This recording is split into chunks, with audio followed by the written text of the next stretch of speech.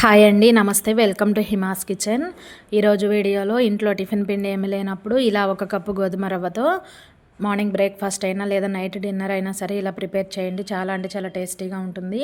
సింపుల్గా తయారు చేసుకోవచ్చండి. తప్పకుండా ట్రై చేసి చూడండి. మరి ఈ రెసిపీ తయారు చేసుకోవడం కోసం ఇక్కడ 2 బౌల్స్ అయితే తీసుకోవాలి ఫస్ట్.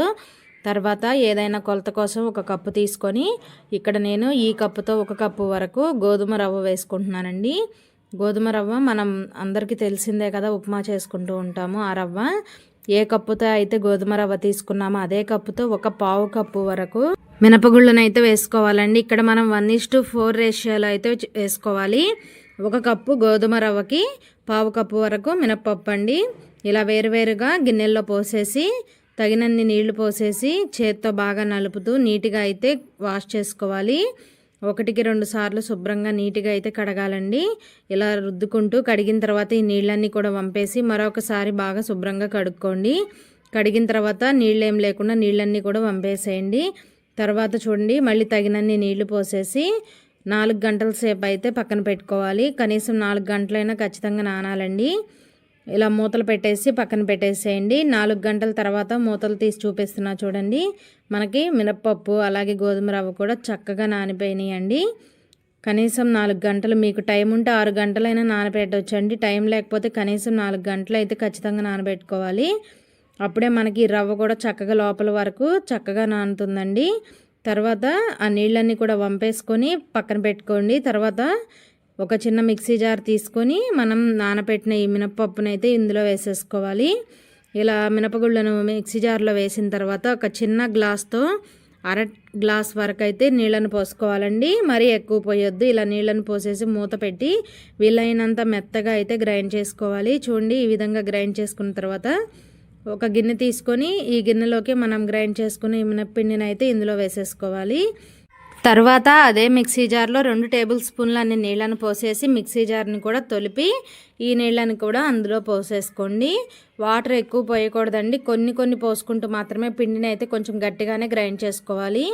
ఇలా గ్రైండ్ చేసుకున్న తర్వాత మనం ముందుగా శుభ్రంగా కడిగి పెట్టుకున్న గోధుమ రవ్వ ఉంది కదండి, రవ్వ కూడా చక్కగా నానిపోయి ఉంది. ఇప్పుడు ఈ రవ్వను నీళ్ళేం లేకుండా గట్టిగా ఈ విధంగా పిండేసేసి మినప్పిండిలో అయితే వేసుకోవాలండి. మనం ఇడ్లీ రవ్వనైతే ఏ విధంగా పిండుతామో ఆ విధంగా గట్టిగా నీళ్ళేం లేకుండా ఇలా పిండుకొని ముందుగా గ్రైండ్ చేసుకున్న మినప్పిండిలో అయితే వేసుకోవాలి. వేసుకున్న తర్వాత ఈ విధంగా రవ్వ అలాగే పిండిలో బాగా కలిసే విధంగా బాగా కలుపుకోవాలి. ఇక్కడ మనకి పిండి అనేది కొంచెం గట్టిగానే ఉండాలండి, మరీ లూజ్గా అయితే ఉండకూడదు. చూడండి, పిండి కన్సిస్టెన్సీ అనేది మనకి ఈ విధంగా ఉండాలి. మినప్పిండి మిక్సీ పట్టేటప్పుడు నీళ్ళని ఎక్కువ పోయకుండా కొన్ని పోసుకుంటూ అలాగే రవ్వను కూడా గట్టిగా పిండుకొని ఇలా కలుపుకోవాలి. తర్వాత ఒక 2 పెద్ద ఉల్లిపాయలని ఇలా చిన్న ముక్కలుగా కట్ చేసి వేసుకోండి. అలాగే ఇందులో ఒక క్యారెట్ని ఇలా సన్నగా తురుముకొని వేసుకోండి. అలాగే 1 కప్పు వరకు సన్నగా కట్ చేసుకున్న కొత్తిమీర వేసుకోండి. కొత్తిమీర కొంచెం ఎక్కువ వేసుకోండి, ఫ్లేవర్ చాలా బాగుంటుందండి.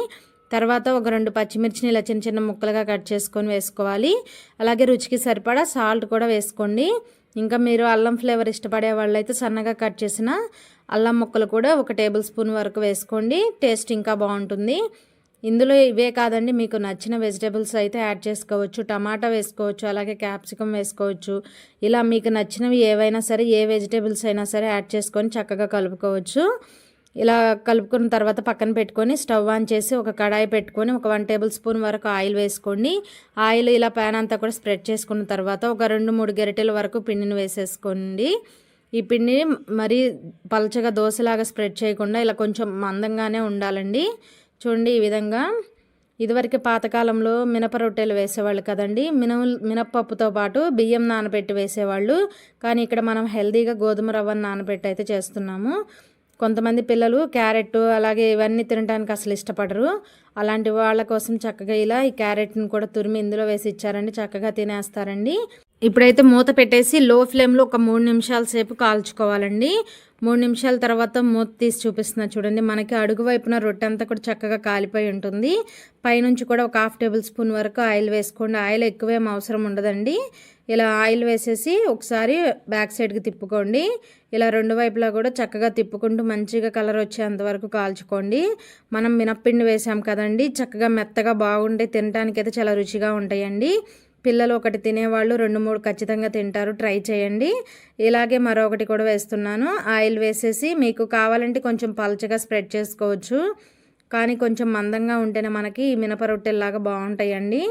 అందులో మనం ఇవన్నీ వెజిటేబుల్స్ అన్నీ వేసాం కాబట్టి ఇంకా టేస్టీగా ఉంటుంది. మీరు తప్పకుండా ట్రై చేయండి.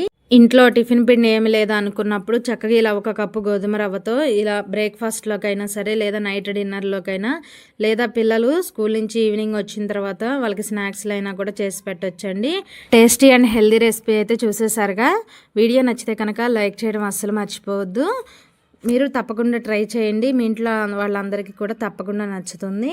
ట్రై చేయండి. వీడియో నచ్చితే లైక్ చేయడం అస్సలు మర్చిపోవద్దు. మీరు చిన్న లైక్ చేయడం వల్ల వీడియో అయితే కొంతమందికి రీచ్ అవ్వడానికి హెల్ప్ అవుతుంది. కాబట్టి లైక్ చేయడం అస్సలు మర్చిపోవద్దు.